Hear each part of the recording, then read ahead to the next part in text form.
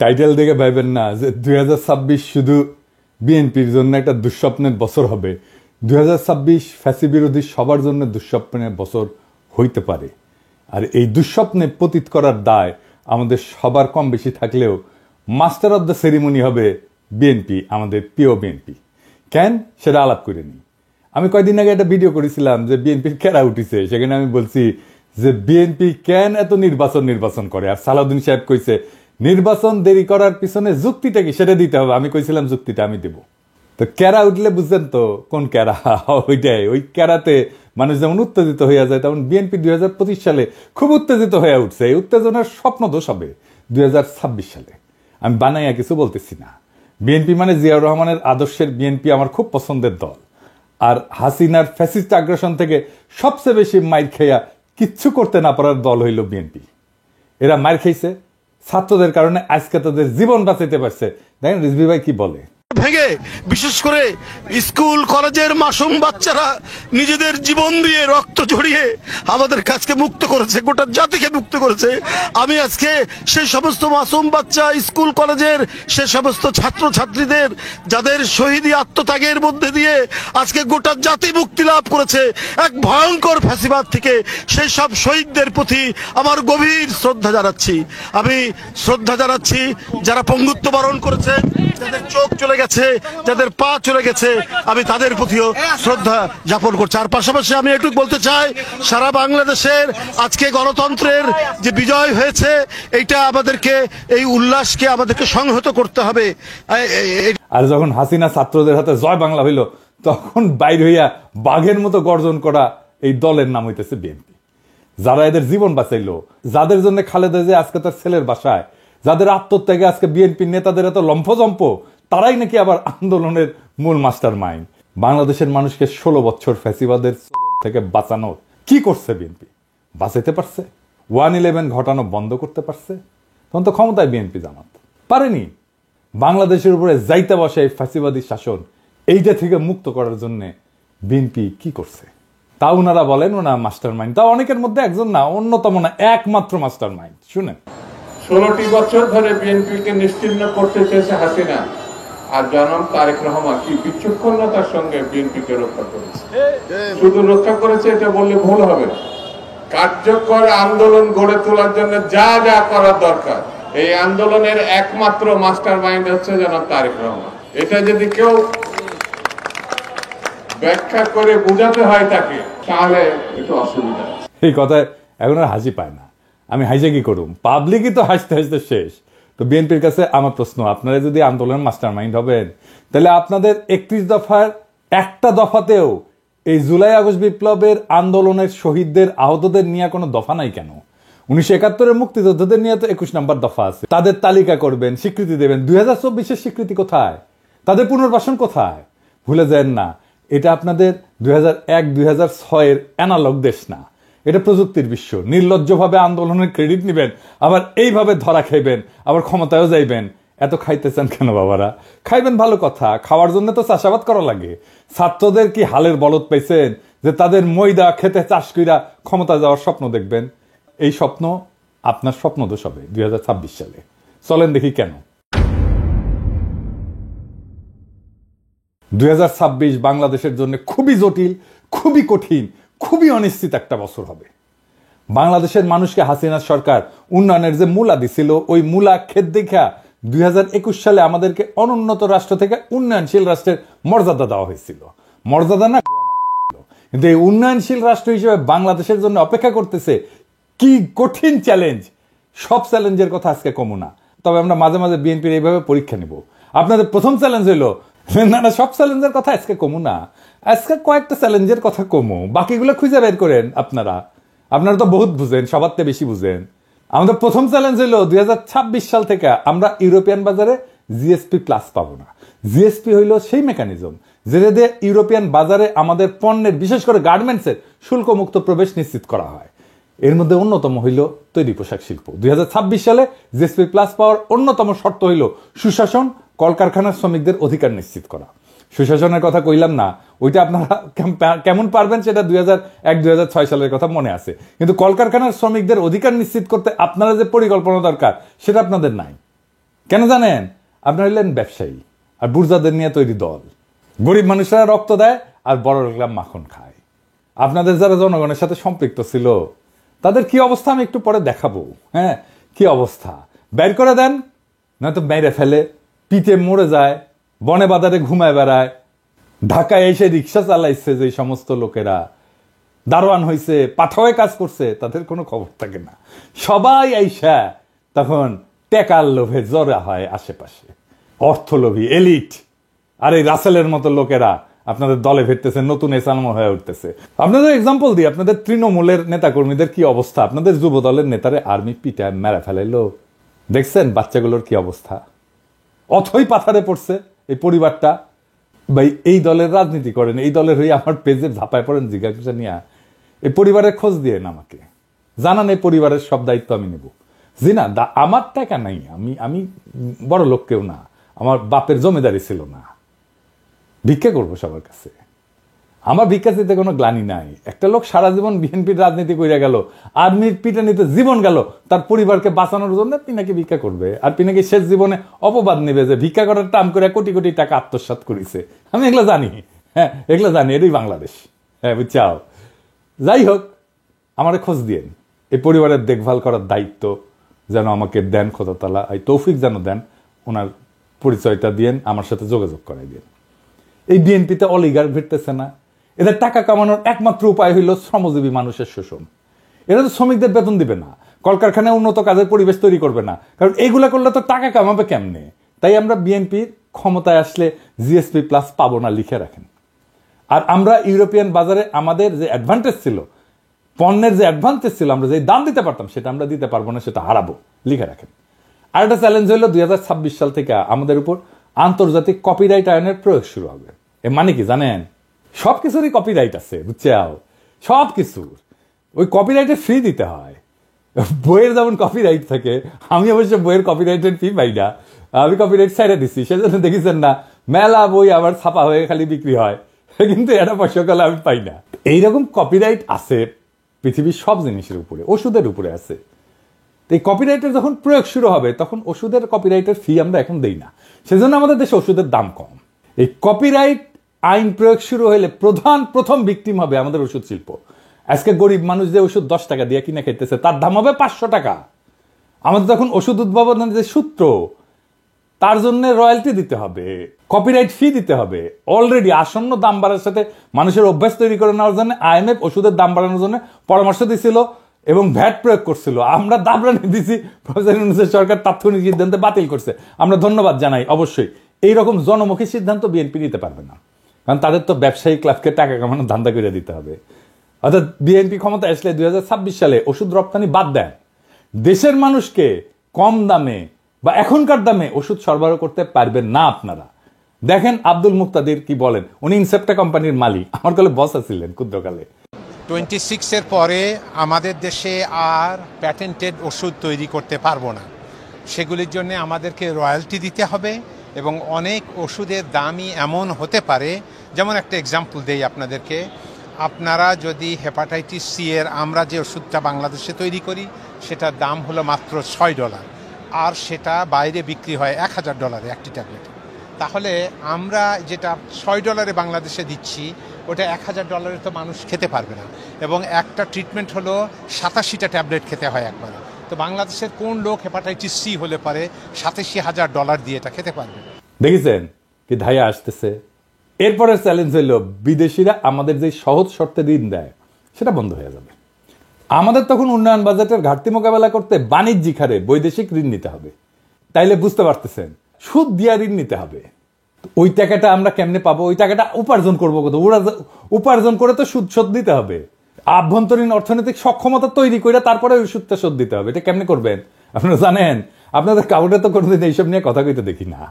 এসব ফাও মজা করার দিন শেষ। বিএনপির যারা ভাবতেছেন যে ক্ষমতা এসে 16 বছরে ক্ষুধা মিটাবেন, তাদের জন্য এক বালতি সমবেদনা রইল। এইরকম প্রস্তুতি নিয়ে ক্ষমতা আসলে পাবলিক টাইনে নামায় দিবে যদি দায়িত্ব নিতে না জানেন। 4 নম্বর হইতেছে আমেরিকার সাহায্য বন্ধ হয়ে গেছে। সারা দুনিয়ায় আমাদের তৃতীয় সাহায্যদাতা দেশ ছিল আমেরিকা এই ট্রাম্প আসার পরে। 1 আর 2 নম্বর হইতেছে জাপান আর ইংল্যান্ড। 2022 সালে কত টাকা দিছিল আমেরিকা তারা জানেন? আমেরিকা, শুধু আমেরিকা $32 বিলিয়ন। এই টাকাটা হাওয়া হয়ে যাবে, কই পাবেন সেটা? $32 বিলিয়ন তো লাগবে, তাইলে কেমনে সামাল দিবেন? কোত্থেকে পাবেন? আমাদের পাশা ঢাকতে সামনে উদাম হয়, আর সামনে ঢাকতে পাশা উদাম হয়। পারবেন এই টাকার বিকল্প যোগান দিতে? পারবেন না ভাই। দেখেছেন তো IMF $4-5 বিলিয়ন দিতে কিরকম প্যারাপ্যারি করে।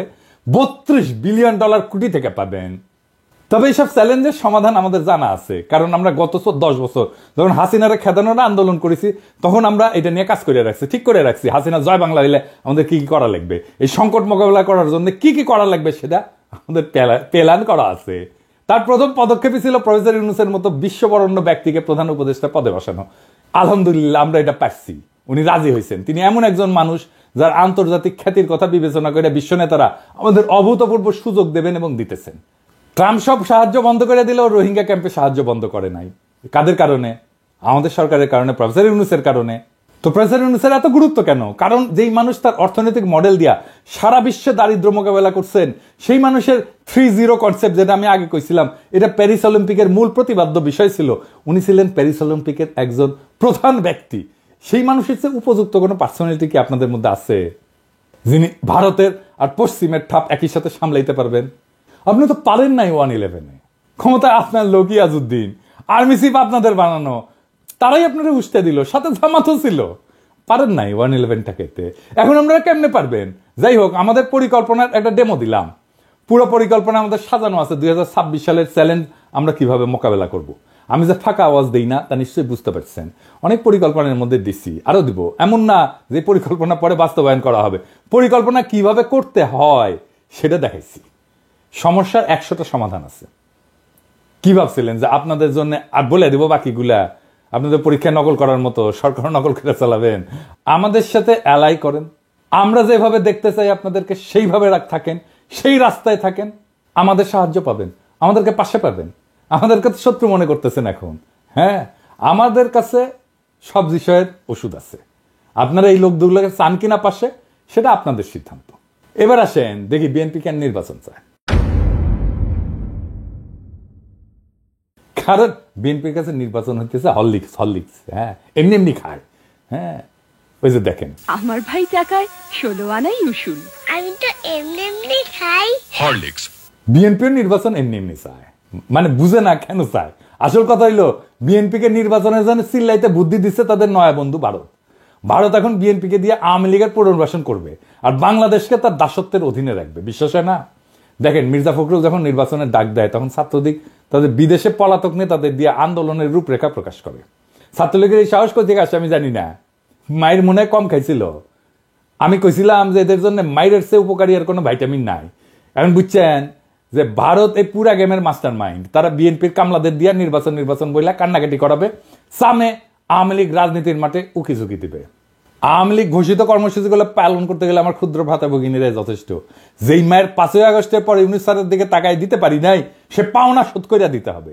আর বিএনপিরে কইতেছি, ভারত আওয়ামী লীগের সাথে যে বাসর করতেছে, ওইখানে আপনারা কাবাব নে হাড্ডি, ওইখানে আপনাদের কোনো জায়গা নাই। মজা শেষে ফেলায় দেবে কন্ডমের মতো।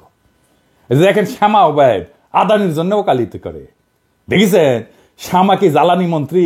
আদানি ভারতের এক দুর্বৃত্ত অলিগার্ক, সারা দুনিয়াতে ঘৃণ্য, মোদির ক্যাশিয়ার। তার সাথে বিএনপি নেতার লতকালতকি দেখেন। এখন মানুষের ক্ষমতায় গেলে দেশ বেচে, এরা ক্ষমতায় যাওয়ার আগেই দেশ বেচে দিছে আদানির কাছে, দেশ বেচে ছাড়া। এই বিএনপিরে ভারত এখন ক্ষমতার লজেনচুস দেখাচ্ছে, বুঝছাও? ক্ষমতার লজেনচুস দেখা বিএনপি ওই ক্ষমতার মূলার পিছে যাচ্ছে। তারপরে ওই লজেনচুসের আমও যাবে, সাথে সালাও যাবে। কেমনে বিএনপি কে ভারত ফেলাই দেবে ক্ষমতা দিকে শুনবেন, প্ল্যানিং শুনবেন, শুনেন আমার কাছে। ভারত জানে 2026-এর চ্যালেঞ্জ মোকাবেলা করা বিএনপির পক্ষে সম্ভব না। এটা আমার মতো মূর্খ মানুষ বুঝলে ভারত তো অনেক আগে থেকে জেনে আছে। যখন বিএনপি দেশের অর্থনীতি নিয়ে ঝামেলায় পড়বে, তখনই শুরু হবে বিক্ষোভ আন্দোলন। এই আন্দোলন হবে একেবারে তৃণমূল থেকে। মানুষ খেতে পারবে না তো, চাকরি থাকবে না তো, মানুষ দলে দলে রাস্তায় নেমে আসবে তো। লোকই বইছে নিয়ে আওয়ামী লীগ কি তাণ্ডব করেছিল মনে আছে না? এখন যে পুলিশ আছে, পুলিশে পুরো তো হাসিনা। পুলিশ চুপ করে দাঁড়িয়ে থাকবে। 1-11-এর টাইমে যেমন আসিল ওই মীর জাফরের সেনাবাহিনীর মতো। ছাত্রলীগ যুবলীগ গর্ত থেকে উঠায় আন্দোলনে জয়েন দেবে, আর আমার হাসিও টুপ কইরা ঢুকে পড়বে। আন্তর্জাতিক চাপের কাছে তখন নত জানো বিএনপি। দেশীয় আন্দোলনে দিশেহারা বিএনপি তখন আওয়ামী লীগের সাথে আতত করে পলাবে, আওয়ামী লীগ যেমন পলাইছিল। আর দেশে ফিরে আসবে সেই ভয়ঙ্কর ফ্যাসিবাদ, আবার সেই ভারতীয় আধিপত্যবাদ যা কায়রা নিছিল আমাদের জীবনের 16টা বছর, বাংলাদেশকে পরিণত করছিল ভারতের উপনিবেশে।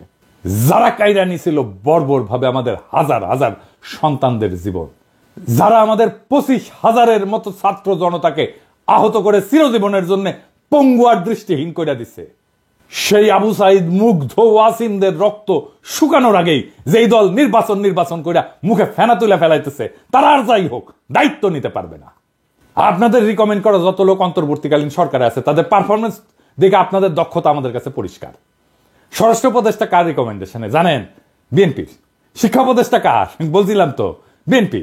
এই খারাস বিদেশে কোনো অনুষ্ঠানে যায় না। 5ই আগস্টের পর বাংলাদেশের শিক্ষাঙ্গনে সবচেয়ে বেশি ঝামেলা হয়েছে। ছাত্ররা আন্দোলন করছে তাদের অধিকারের জন্য, আর আওয়ামী লীগ তাদের ন্যায্য অধিকারের আন্দোলনের নাম দিছে সন্ত্রাসী কর্মকাণ্ড। প্রফেসর ইউনূস দায়িত্ব আসার পর সবার আগে উচিত ছিল বিদেশি সহযোগীদের কাছে শিক্ষাঙ্গনের স্বাভাবিক পরিস্থিতি তুলে ধরা এবং সকল দ্বন্দ্বের সমাধান করা। তা না কইরা তিনি তার ডায়াপার সামলানোর অপারগতার কথা বইলা বিদেশে যাইতেছেন না। আপনি কি ভাবছেন স্যার আমরা বুঝি না? আপনাদের বিএনপির পরামর্শে আসছেন। ইউনূস স্যারের সরকারের ভাবমূর্তির জন্য কাজ করলে তো আপনার আসল লক্ষ্য পূরণ হবে না। বিএনপির 31 দফা দেখে তো মনে হয়েছে তারা শিক্ষাঙ্গনের সমস্যাটাই বুঝেন নাই। বুঝলে তো আর বই বিতরণ, শিক্ষাঙ্গনের বিরোধ এগুলোর সমাধান আগে থেকেই করতেন। ছাত্র সংসদ নির্বাচনগুলোর কথা বলছি, বিশ্ববিদ্যালয়গুলোতে বিএনপি বাগড়া দিচ্ছে, ছাত্রদল বাগড়া দিচ্ছে। কেন? কারণ ছাত্রদল জিততে পারবে না বড় বড় বিশ্ববিদ্যালয়গুলোতে। আপনার তো নিজের স্বার্থ ছাড়া আর কিছু বুঝেন না।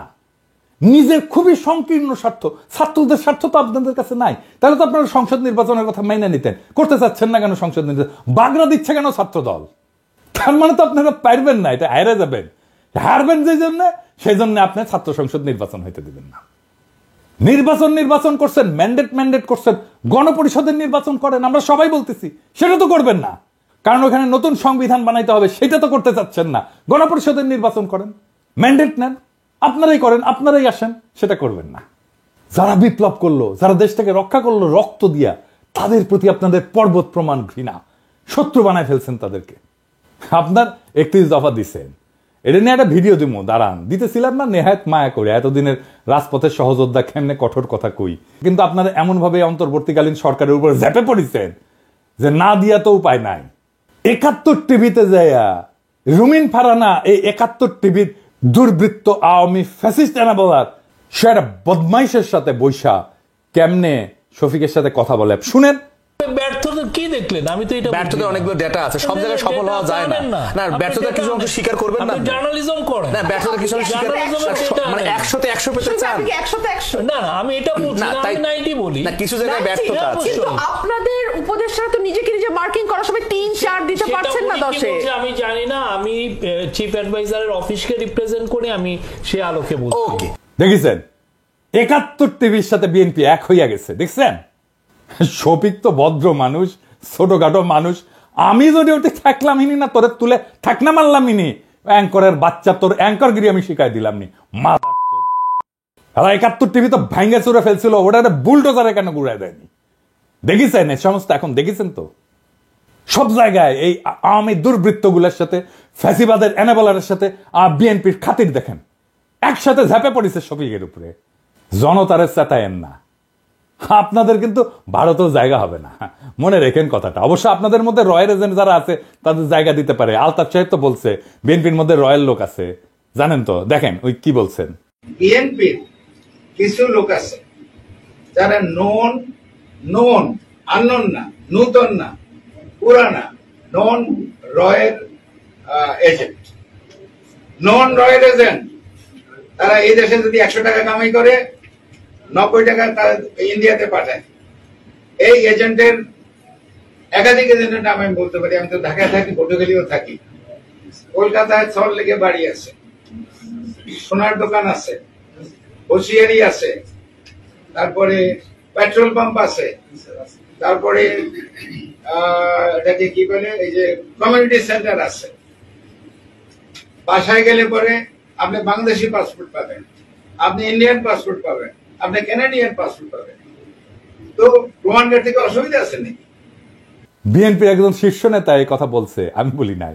বিএনপির কোনো জবাব আছে? এবার আসেন আলাপ করি 2026-এর বিপর্যয় থেকে বাংলাদেশকে রক্ষার উপায় কি। এই বিপর্যয় থেকে রক্ষার একমাত্র উপায় হইল প্রফেসর ইউনূসের মতো একজন সরকার প্রধান, যিনি বৈশ্বিকভাবে সমাদৃত। এখন নির্বাচন দিলে দেশের অর্থনীতির উপর অতিরিক্ত চাপ আসবে।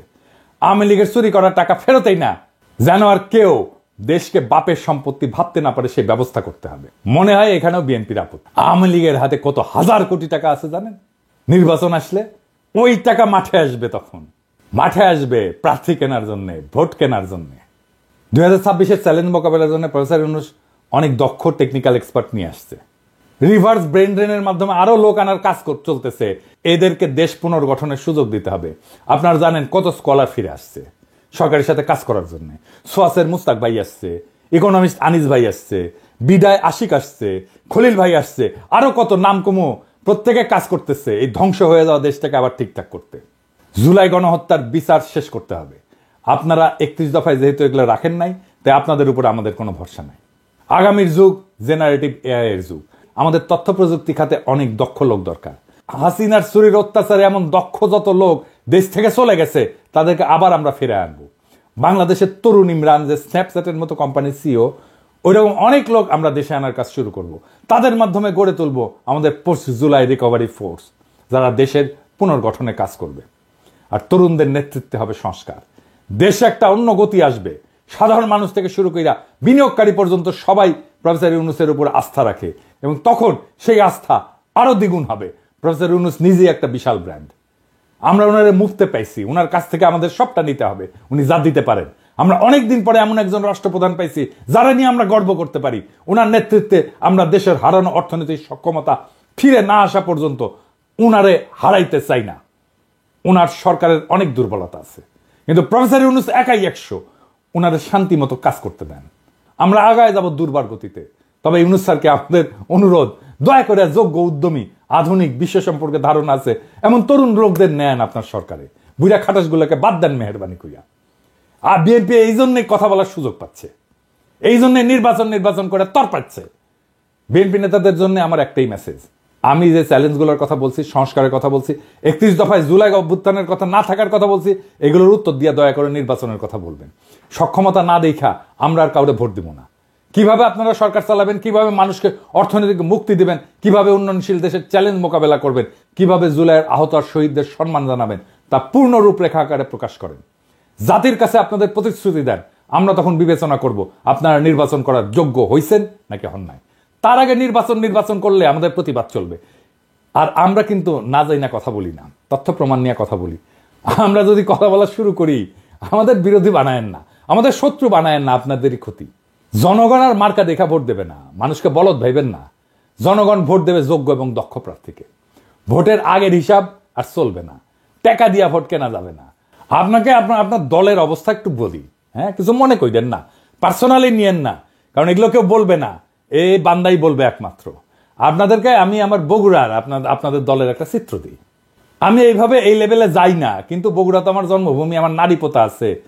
আর বগুড়া হইতেছে সেই বগুড়া যেই বগুড়া বিএনপির পুণ্যভূমি, জিয়াউর রহমানের জন্মস্থান। তো বগুড়া তো বিএনপির জন্য পুণ্যভূমি হওয়ার কথা, তাই না? এখানে মডেল বিএনপি থাকবে, এখানে বিএনপির জেলা কমিটি হবে, একটা মডেল কমিটি, যা সারা বাংলাদেশের মানুষ দেখবে আর বলবে, ওয়াও কি চমৎকার কমিটি, কি সুন্দর কমিটি। এইখানে তো বিএনপির কিছু দরকার নাই, এখানে তো এমনি মানুষ বিএনপি করে রে ভাই। এইখানে তো বিএনপির মাস্তান পালার দরকার নাই, এখানে তো ম্যানেজ করার দরকার নাই, এখানে তো মাফিয়া পালার দরকার নাই। এমনি বগুড়ার মানুষ বিএনপি করে, বগুড়া মানুষের নিঃশ্বাসে বিএনপি। এইখানে আপনি নেতা কি দিচ্ছেন আমরা দেখি, হ্যাঁ, নেতা কি দিচ্ছেন? রেজাউল করিম বাদশা, বগুড়া জেলা বিএনপির বর্তমান সভাপতি, সাবেক বগুড়া পৌরসভার মেয়র।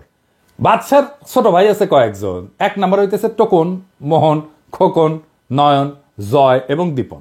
আমরা একে একে প্রত্যেকের আমলনামা দেখি। টোকন সাবেক 2 বারের প্রেস ক্লাবের সভাপতি, একবার বগুড়ায় এমপি ইলেকশন করছে আওয়ামী লীগের মনোনীত প্রার্থী হিসেবে। কিছুদিন আগে বিভিন্ন জনের কাছ থেকে টাকা চাঁদা নিয়ে সংসার চালাইতো। টোকনের এক ছেলে খুনি এবং চাঁদাবাজ, মাশাআল্লাহ। 2 নম্বর মোহন, বগুড়া জেলা আওয়ামী লীগের সাবেক সহসভাপতি, বগুড়ায় প্রায় 40টা খুনের সাথে পরোক্ষ এবং প্রত্যক্ষভাবে জড়িত। খুনি, চাঁদাবাজ, দখলবাজ এবং নেশাখোর। বগুড়ায় যে কত বাড়ি সম্পদ দখল করছে তার ইয়ত্তা নাই। কোটি কোটি অবৈধ টাকার মালিক। যুবলীগের লিটন পোদ্দার, আলহাজ, মুস্তাকিম, মতিন, আদিল, করিম, এরকম অসংখ্য খুনির গডফাদার। ওর মেয়ের জামাইও খুনি, মেয়ের জামাই পলাতক আছে মালয়েশিয়া। মোহন পলাতক, ইন্ডিয়া থাকে, ইন্ডিয়াতে আবার বাড়িও আছে মার্শাল্লাহ। 3 নাম্বার খোকন, দিনরাত নেশা করে, ফেন্সিডিল, গাঁজা, আফিম সবই খায়, আবার মাঝে মাঝে তাবলিগও করে, কি একটা অবস্থা। 4 নাম্বার নয়ন, 3 বারে বগুড়া প্রেস ক্লাবের সভাপতি, মার্শাল্লাহ, লেখাপড়ায় খুবই ভালো, শুধু এইচএসসি পাস, এর উপরে আর পাস দিবার পারেনি, বর্তমানে পলাতক। 5 নাম্বার জয়, শহর যুবলীগের সভাপতি, হিরোইন খোর, রাত হইলে বাসা ফেরার জন্য রাস্তা দিয়ে হাঁটতে পারে না, এমনই দুলে, সে দেওয়াল ধরে ধরে রাত হইলে হাঁটে। আমার কথা না, বগুড়ার মানুষের কথাই শুনেন। দীপন 6 নাম্বার, ফেন্সিডিল খোর, ফেন্সিডিল বিক্রেতার কাছ থেকে মোহনের ভাই হিসেবে ফ্রি ফেন্সিডিল পায়। বগুড়ার মানুষ এই দুর্বৃত্ত পরিবারের কাছে জিম্মি, 1 ভাই বিএনপি, 1 ভাই আওয়ামী লীগ, 1 ভাই যুবলীগ, 2 ভাই হাসিনার চাটুকার সাংবাদিক। এদের বাপের নাম আলম দারোগা। এ কিন্তু বগুড়ার স্থায়ী বাসিন্দাও না, এই আলম দারোগা বরিশালের মানুষ, সিপাহী থেকে দারোগা হয়েছে, বগুড়ায় রিটায়ার করছে, রিটায়ারের পরে নোট বইয়ের ব্যবসা করতো, বাদশাহ মোহনও নোট বইয়ের ব্যবসা করতো। ভাই এই লোকের বগুড়ার প্রতি বিন্দু মাত্র কমিটমেন্ট আছে? বগুড়ায় জাহান নামে যা কিছু যায় আসে, তো বগুড়ার লোকই না রে ভাই। এই বাদশাহ 5ই আগস্টে বহু আওয়ামী লীগ যুবলীগ নেতার কাছ থেকে টাকা নিয়ে তাদের সম্পদকে রক্ষা করছে, তাদেরকে রক্ষা করছে। বিশেষ করে আলহাজের কাছ থেকে নাকি 1 কোটি টাকা নিছে, যে ওর বাসায় আগুন ধরে গেছিল, ওই আগুন লাগানোর চেষ্টা করছিল, আবার ওই 1 কোটি টাকা নিয়ে আগুন লাগায় নেই আর কি। বিএনপির নতুন নেতা দেন, এই লোক বিএনপির নেতা থাকলে বিএনপিকে আমাদের বলতে হবে কেন এই লোক বিএনপির জন্য বগুড়াতে অপরিহার্য। মানে একই পরিবার বিএনপি আওয়ামী লীগ ভাগ হইয়া সারা শহরে রাহাজানি করবে, আর জনগণ মুখ বুঝা সহ্য করবে? হ্যাঁ, এত বোকা ভাবেন বগুড়ার লোককে? এই পরিবারের কাছ থেকে বগুড়ার মানুষকে রক্ষা করতে হবে। জানি না বিএনপির কাছে এই দুর্বৃত্ত পরিবার কেন এত পছন্দের। এই লোক বগুড়ার নেতৃত্ব দেবে, এর নেতৃত্ব বগুড়ার মানুষকে মাইনা নিতে হবে। এত তুচ্ছ ভাবেন বগুড়ার মানুষকে? যেই মাটিতে জিয়া জন্ম নেয় সেই মাটিতে এই দুর্বৃত্ত পরিবারের হাতে জিয়ার আদর্শ বয়ে নেওয়ার ভার কেমনে দেন ভাই? আর মানুষ পান নাই নাকি? এর সাথে ভালো মানুষ নাই আপনাদের বিএনপিতে? আমরা একটা শুদ্ধ বাংলাদেশ চাইছিলাম, তার জন্য আমাদের সন্তানেরা অকাতর জীবন দিছিল, একই পাক চক্রে ঘুরপাক খাওয়ার জন্য তারা জীবন দেয় নাই। আমরা চাই বিএনপি নতুন সময়ের দিশা দিক, মানুষের এই বিপ্লবী আকাঙ্ক্ষাকে ধারণ করুক। আমরা একটা নতুন বাংলাদেশ চাই। আপনাদের দল পরিশুদ্ধ করেন, দেশের অর্থনীতি গতিশীল করে সব চ্যালেঞ্জ মোকাবেলা করে প্রফেসর ইউনূস যথাসময়ে নির্বাচন দিবেন। এইটা মেহেরবানি করে ওনার উপরে ছাইরা দেন, ওনার বিবেচনার উপরে। আমরা দেশবাসী ওনার উপরে আস্থা রাখছি, আপনারাও রাখেন। দেশবাসীর মুখোমুখি দাঁড়ায়েন না মেহেরবানি কইরা। আপনারা আমাদের সহযোদ্ধা, আমরা ছাত্রদের নেতা মানছিলাম, এবার আপনারাই আমাদের নেতা হইয়া ওঠেন, নেতার মতো আচরণ করেন। নেতাদের আকাশের মতো উদার হইতে হয়। নেতা সেই যে নিজে কাঁদে অন্যকে কাঁদায় না, নেতা সেই যে কোনো কিছুর আকাঙ্ক্ষা করে না, নেতা সেই যে জনগণের সব কষ্টকে সব দুঃখকে নিজে আপন কইরা নিতে পারে, নেতা সেই যে সবচেয়ে দুর্বল মানুষের আশ্রয় হইয়া উঠতে পারে। নিজেকে প্রশ্ন করেন সেই জায়গায় আসছেন কিনা, না আসতে পারলে অপেক্ষা করেন। ইনকিলাব জিন্দাবাদ।